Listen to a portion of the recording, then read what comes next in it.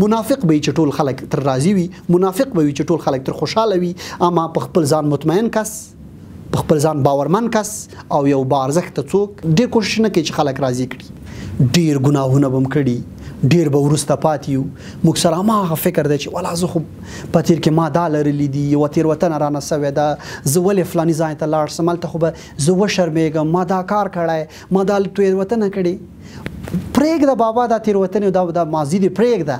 څه ضرورت لري چې هر چاته مو غوږ ایښی وي، په هر مجلس کې هر چاته ناست وي او په هره خونه کې هر چاته مو تکیه وهلي وي او قرار ورته خاندئ، قرار ورته ناست یاست.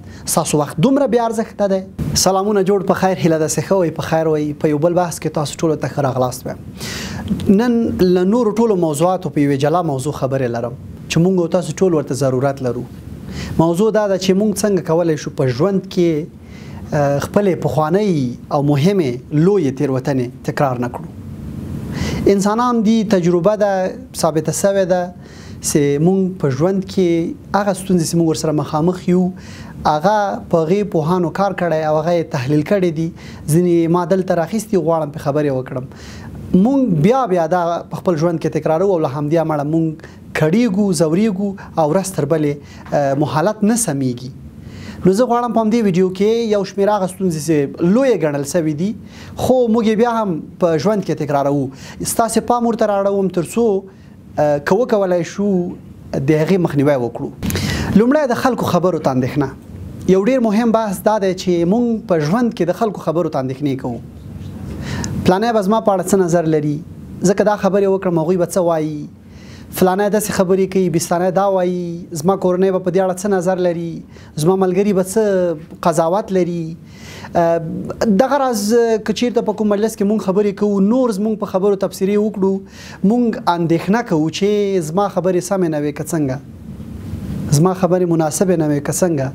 یا دا تشویش لرو چې همدغه تشویشونه د دې سبب ګرځي چې زمونږ جرأت اخلي، زمونږ سلف کنفیډنټ اخلي، زمونږ کوم دروني احساسات چې مونږ سره زمونږ د بریالیتوب لپاره مل دي هغه راځپي.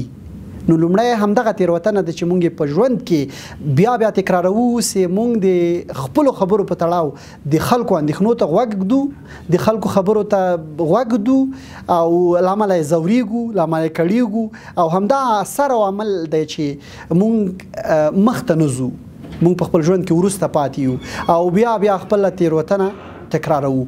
نو پوهان غوښتنه کوي که غواړئ چې بریالي او مهم او په خپل ځان مطمئن یو څوک واوسئ نو لومړی همدا تېروتنه بیا مه تکراروئ. مطلب دا دی چې هیڅکله هم د خپلو خبرو په تړاو د هیچا خبرو ته اندېښنه مه کوئ.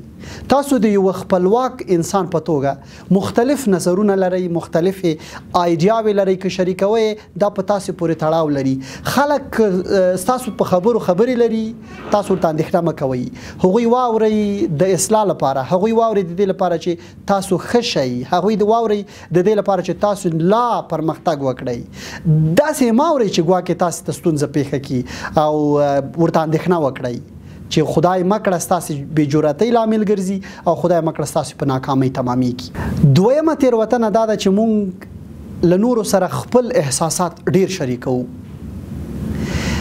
احساسات شریکول ګټه لري، تاسو ته سکون درکول کیږي، اما ډېر احساساتو مسله ده دا تکرارا دا تېروتنه ګڼل کیږي. ټولې کیسې وړې لویې پخوانۍ نوې ټول هر څه ستاسې په ژوند کې څه پیښیږي تاسې وار له مخه خپلو دوستانو ملګرو ډېرو نورو سره مه شریکوئ. پرېږدئ چې احساسات ستاسې په وجود کې کله راښکاره سي. یوه خبره به د ښکاره کول وي، بله به د پټول وي، بله به خپله ستاسې له هغې مسلې خوند اخلئ. تاسې کوشش مه کوئ چې خپل احساسات وار له مخه چې تاسې سره څه وسو وار له مخه یې په فیسبوک او په سوشل میډیا کې ولیکئ، یا یې خپل چار اطراف نږدې انډیوالانو دوستانو ته او حتی د کورنۍ غړو سره شریک کړئ. تاسو له خپلو احساساتو خوند واخلئ. که ښه احساسات دي، بد احساسات دي، ژاړئ، خفه کیږئ، خوشحاله یئ، تظاهر یې کوئ، هر څنګه چې دي تر خپله حده پورې حد مه کراس کوئ چې بیا تاسو ته تاوان در رسیږي، اندېښنه یې در پیدا کیږي او خپله زړه ماتې کیږئ. درېیمه لویه ستونزه دا ده چې موږ یې تکرارا په ژوند کې تکرارو هغه دا چې خپل علایقو پسې نه ګرځو. موږ د خپلواکو انسانانو په توګه دا حق لرو چې خپل علاقې ولرو، خپل لیوالتیاوې ولرو، خپل شوقونه ولرو. هر ډول شوق تاسې کلرئ هغه پالئ به او هغې ته به رسیدګي کوئ. دا ارزښت لري، دا تاسې ته باور درکوي، دا تاسې په خپل ځان مطمئنوي او دا تاسې لوړو پوړیو ته رسوي. شرم نه دی چې زه ایکس وای زاید شوق لرم، شرم نه دی چې زه ایکس وای زاید لیوالتیا لرم، شرم دا دی چې زه خپله لیوالتیا د نورو په لیوالتیا کې لټوم او هڅه کوم چې شاوخوا څوک ګورم هغوی علاقې لري، هغوی د همدې له امله ښایسته ایسي، هغوی د همدې له امله خپل په ځان یې کنفیډنټ لوړ ده، هغوی له همدې امله پرمختګ کړی او هغوی د همدې له امله ډېرې پیسې پیدا کوي. مونږ که چېرته دا لیوالتیاوې، شوقونه، علاقې رانقلوو، خپل ځان ته یې کافي کوو، دا نسو کولی. نو زه هم دا وړاندیز کوم چې خپلو علاقو ته پام وکړئ، خپلو شوقونو ته رسیدګي وکړئ، مصرف پې وکړئ، لګښت پې وکړئ، وخت ورته ورکړئ تر څو هغه علاقه ستاسې په وجود کې هورمونونه په خوشحالۍ راولي، په خندا یې راولي، په خوښۍ یې راولي او بالاخره ستاسې په بریالیتوب باندې تماموي. مونږ تکرارا ستونزه دا ده چې مونږ خپل علاقو پسې نه ګرځو. فکر کوو چې ولا د دې له امله به زه کم وګڼل سم، د دې له امله به زه یو بل ډول انسان ویسم، یا له دې امله به ماته یو څوک کم فکر وکړي. مونږ خپل شوقونه مروړو، مونږ خپل شوقونو ته کار نه کوو او مونږ خپل لیوالتیاوې همداسې ورو ورو مړی کوو او هیڅ رسیدګي ورته نه کوو. بله لویه تېروتنه دا ده چې مونږ په ژوند کې تکرارا له هغې سره مخامخ کیږو، هغه دا ده چې خپلو عزیزانو سره مسلسل ډېر بحثونه لرو. څېړونکي دا وایي چې تاسو له خپلو هغو انسانانو سره، له خپلو هغو ملګرو سره، له خپلو هغو عزیزانو سره چې تاسو سره ډېر راکړه ورکړه لري، تاسو ډېر ورسره مخامخ کیږئ، مجادلې او بحثونه ډېر مه کوئ. ځکه دا ستاسو رابطه له خنډ سره مخامخ کوي، ځکه دا ستاسو رابطه له منځه وړي. حتی تاسو هغو چې تاسې ته نږدې دي یوازې خپل ژوند ولرئ، خپلې هغه اړیکې چې تاسې جوړه کړې همغه وپالئ او همغې ته ادامه ورکړئ. که چېرته په ډیرو نظرونو کې ښکیل سئ، په ډیرو بحثونو کې ښکیل سئ، دا ستاسې ترمنځ فاصله رامنځته کوي. دلیل یې دا دی چې افکار مختلف دي، تجربې مختلفې دي، عمرونه مختلف دي، یو څوک لږ پوهیږي، بل ډیر پوهیږي، یو دوست دی پیسې ډېرې لري، بل دوست دی نه لري، یو څوک یو ډول سیاسي نظریه تعقیبوي، بل ډول سیاسي نظریه تعقیبوي. یو پاراډوکس په ملګرتیا، په رابطه او په خپلوۍ کې رامنځته کیږي او هغه همدا بحث دی چې تاسې هره وخت او هره ورځ په دغسې بحثو کې ولوېدئ نو تاسې به خپله دغه اړیکه زیانمنه کوي او له ستونزې سره به یې مخامخه کړئ. نو پوهان همدا وایي چې تاسې دا تکرارا دا تېروتنه مه لرئ. بحثونه کوئ تر یو حده پورې، خبرې لرئ تر یو حده پورې، واورئ، مختلف نظرونه واورئ، که خپل دی پردی دی هر څوک دی واورئ، اما ډېر مه ورسره ښکېل کېږئ چې دا اړیکه ستاسې زیانمنوي. په ژوند کې بله لویه ستونزه دا ده چې موږ یې تکراروو، هغه د ټولو خلکو رضایت دی، د ټولو انډیوالانو رضایت دی. په کور کې ټولو ته خوښي ښودل دي. مونږ که چېرته ټولنیز فعالیتونه کوو هڅه کوو چې مونږ ځان وښیو چې مونږ ډېر فعال یو. دا تېروتنه ګڼل کېږي او د بیا تکرارول یې مونږ ټولو ته تاوان رسوي. د ټولو رضایت اسانه نه دی. منافق به وي چې ټول خلک تر راضي وي، منافق به وي چې ټول خلک تر خوشحاله وي، اما په خپل ځان مطمئن کس، په خپل ځان باورمن کس او یو باارزښته څوک ډېر کوشش نه کوي چې خلک راضي کړي. هغه یو خپل ټارګېټ لري، خپل یو هدف لري چې څوک راضي کړي، څوک راضي نه کړي. اما مونږ دا تېروتنه کوو، غواړو ښه ځان وویسو، غواړو په دفتر کې ځان ښکاره کړو یو چا لپاره، کوشش کوو چې هر چا سره ښه رابطه ولرو. زه د ښې رابطې لرلو مخالف نه یم، اما د دې مخالف یم چې خلک د ټولو خلکو رضایت دا ډېر سخت دی. مونږ که سخت حالت ته ځو نو موږ به منافقت کوو. منافقت ګناه ده، دومخي ګناه ده. نو ولې یې وکړو؟ همداسې ښیو چې له موږ ځینې خفه یي، همداسې ښیو چې موږ ته یو څوک خودخوا ووایي، همداسې ښیو چې موږ یوې خوا ته ځو او همداسې ښیو چې موږ په یوازیتوب کې خوشحاله یو. ځکه د خلکو خوشحالي، د خلکو راضي ساتل دا شخصا زما له وسې پوره نه ده او نورو دوستانو ملګرو ته هم دا وړاندیز کوم چې باید هڅه ونه کړو. پوهان هم په دې باندې متکی دي، په دې باندې یوه سلا سوي دي چې په ژوند کې د ټولو خلکو رضایت دا سخت دی او دا حتی تکرارا دا تېروتنه ګڼي او اجازه نه ورکوي چې دوی دې د خلکو د ټولو خلکو البته رضایت ترلاسه کړي. په ژوند کې بل ستونزه چې موږ یې تکرارا ورسره مخامخ یو ډېر کار کول دي. یو څوک کېدای شي وایي چې ډېر کار ډېرې ګټې لري. زه هم ورسره موافق یم چې ډېر کار باید وکړو، اما دومره ډېر کار هم نه چې خپل ځان هیر کړو، خپل تمرین ونه لرو، مطالعه ونه لرو. یوازې کار دا زمونږ په درون باندې تاثیر کوي، دا مونږ اغېزمنوي، په روحي لحاظ مو اغېزمنوي، په فزیکي لحاظ مو اغېزمنوي او مونږ ته ستونزه راپېښوي، مونږ ناراموي، زمونږ سکون له منځه وړي.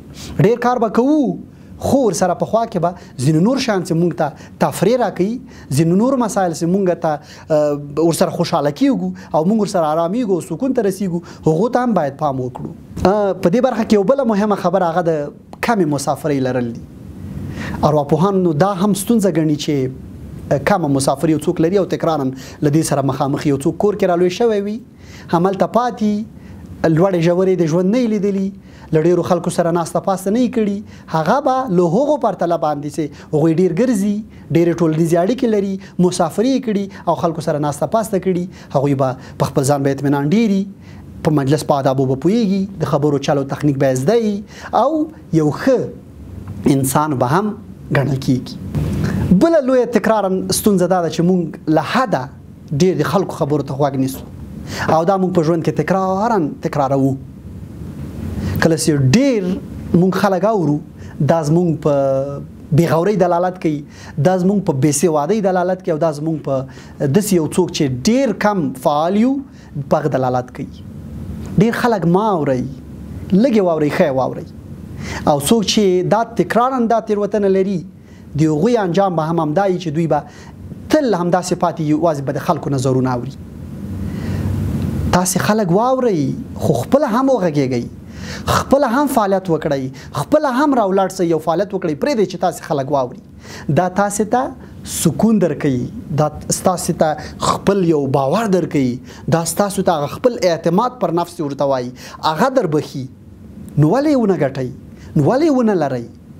ډېر خلک چې ډېر غږېږي دا مه اورئ، تر یو معمول حده پورې، تر خپل هغه رابطې تر لرلو پورې، تر خپلو ستونزو پورې، تر خپلو ګټو پورې خلک واورئ. ولې څه ضرورت لري چې هر چاته مو غوږ ایښی وي، په هر مجلس کې هر چاته ناست وئ او په هره خونه کې هر چاته مو تکیه وهلې وي او قرار ورته خاندئ، قرار ورته ناست یاست. ستاسو وخت دومره بې ارزښته دی، تاسې خپله دومره بې ارزښته یې چې نه ووړ ګورئ، نه زوړ ګورئ، نه لوستی ګورئ، نه نالوستی ګورئ، نه ټیټ ګورئ، نه پاس ګورئ. فقط ستاسې په دې مجبور یې چې خلک واورئ، نه هیڅکله مجبور نه یې. او په ژوند کې دا تېروتنه تکراروئ مه. بله تېروتنه چې موږ یې په ژوند کې لرو، له کورنۍ سره کم وخت تېرول دي. یو څوک آزاد خوښ وي، یو څوک له ملګرو سره ډېر وخت خوښ وي او یو څوک همداسې پای چې تل له کوره بهر وي. دا په اوږد مهال کې موږ تاسو ته ستونزې پېښوي. کور کې الهي سکوني، کور کې له خپلو والدینو سره، له خپلې کورنۍ له غړو سره هلته یو طبیعي ډاډ، دا ډاډ بیرون څوک نشي پیدا کولی. تاسې وګرځئ، وګورئ. یو څوک دا وایي چې والا زه ډېر اجتماعي یم، زه ډېر راکړه ورکړه لرم، زه ډېرې خبرې لرم، هغه په عامیانه لهجه چې زه ډېر مړی ژوندی لرم، دا خلک ښه ایسوي. اما څوک چې په کورنۍ کې ډېر نه وي، څوک چې خپلې کورنۍ ته ډېر وخت نه ورکوي، د هغو پرتله چې ډېر اجتماعي دي، تاسې به په چلند کې فرق وګورئ. تاسې که ځان ته ډېر یو مهم څوک وایئ، که په کور کې پاتې نه سئ، له تاسې به څوک هغه ستاسې کورنۍ ماشومان څه زده کړي، دا ستاسې کړنې، دا ستاسې چلمونه څومره هم چې تاسو ته کړی، دا خو باید ستاسې په کورنۍ تاثیر وکړي. هلته کورنۍ کې چې کوم چلند لرئ، هلته کورنۍ کې چې کوم ژوند لرئ، دا په تا تاثیر کوي. د ټولو نه یوه ګډوله جوړېږي او ته یو مهم کس ثابتېږي. ته که هر چېرته ځې، ستا به اصلیت څرګندي، ستا به دوه مخه نه وي لکه د ځینو انډیوالانو غوندې. ته څنګه چې هلته چلند لري، له کوره راوځي بهر ته او بهر کې په اجتماع کې ژوند کې دا تناسباتي اړیکې به د ټولې سره تناسب به جوړي، اړیکې به سره مالامالي او سره په یوه رابطه کې به. یوه بله ستونزه چې پوهانې ګڼي هغه خودخواهي ده. زه د خودخواهۍ لږ ډېر پلوی یم، اما دومره ډېر هم نه چې له موږ ځان ورک سي، موږ یوازې لاړ سو، موږ ګوښه‌توب ته لاړ سو او موږ ګوښه‌نشیني غوره کړو. دا په اوږد مهال کې دا ډېر تاوانونه لري او په دې باندې تجربو ثابته کړې څوک چې ډېر تنها دي څوک چې یوازې خپل ځان سره ژوند کوي دوی به تل د عمر تر اخره پورې ځان سره پاتې د دې تاوانونه ډېر دي. مطلب یو تاوان دا دی چې تاسې به له اجتماعي اړیکو بې برخې یئ له راکړو ورکړو به بې برخې یئ ستونزې به مو په اسانه نه حلیږي ځکه انسان به څومره وس ولري چې یوازې خپل مشکلات په خپل حل کړي. تاسې ضرورت لرئ چې په یوه برخه کې یو څوک در سره مرسته وکړي هغه سره راکړه ورکړه ولرئ هغه سره خبرې اترې ولرئ او هغه سره به مړی ژوندی کړئ تر څو ته هم همدغسې مړی ژوندی ولرئ تا سره همدغسې خلک راکړه ورکړه ولري او راسي ستاسې په دسترخوان خلک کیني تاسې کور ته میلمانه درسي ستاسې ملګري ستاسې احوال واخلي خدای مه کړه کله چې ستاسې باندې بد وضعیت راځي بد حالت راځي او دا مستقیما زموږ په ژوند باندې تاثیر غورځوي دا اجتماعي اړیکې عامه خودخواهي عامه یوازیتوب عامه خپل ځان سره پاتې کېدل دا ستاسې دروني تمرکز ستاسو دروني سکون له منځه وړي او خجالت کوي مو ستاسو جرأت اخلي او تاسې به په یو داسې څوک چې هغه اخته کوي ولې نه راولاړېږي خپلو ستونزو د مخنیوي لپاره هڅه ولې نه کوې ولې خوښ نه یې ولې په دې قانع نه چې کیدای شي ستا په تقدیر کې به دا لیکل سوي ته به همدغه حالت کې خدای به همداسې رضایي د خدای به همداسې خوښوي نو ته از یو مذهبي څوک په توګه از یو عقیدوي څوک په توګه دا باید ومنې چې په تقدیر کې تا سره همدغه حالت سره مخامخ کېدل دا لیکل سوي دي نو ولې نه تسلیمېږي ولې صبر نه لرې او ولې د خپلو ستونزو د مخنیوي لپاره نه راولاړېږي.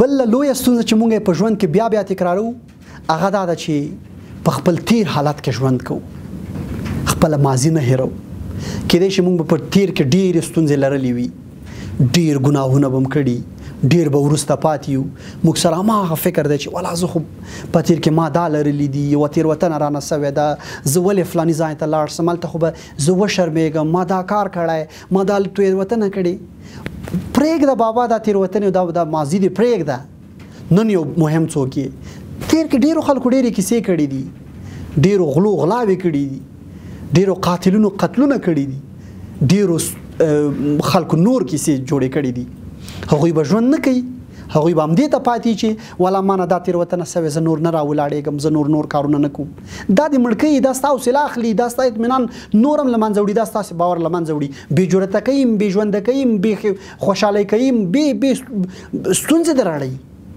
نو تاسې ټوله ماضي پرېږدئ ټول تیر حالت پرېږدئ نن په ځان سره خوشحاله اوسئ نن په دې اطمینان ولرئ نن په دې باور ولرئ چې تاسې هر ډول امکانات لرئ خوشحاله یاست په خپل ځان اطمینان لرئ او هر څه ستاسې په لاس کې خدای درکړي نو شکرانګي ادا کړه او خوشحاله اوسه او مخکې لاړ شه.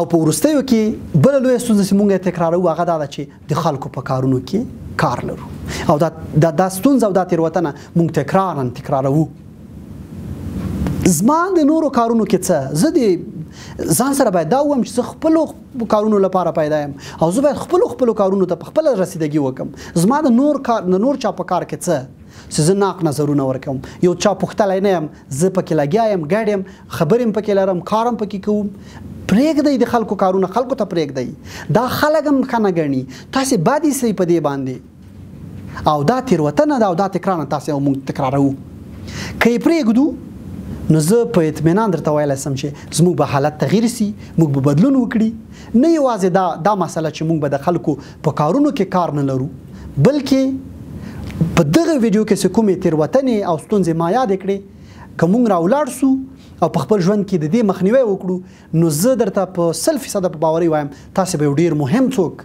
یو څه وخت وروسته وګڼلی سئ.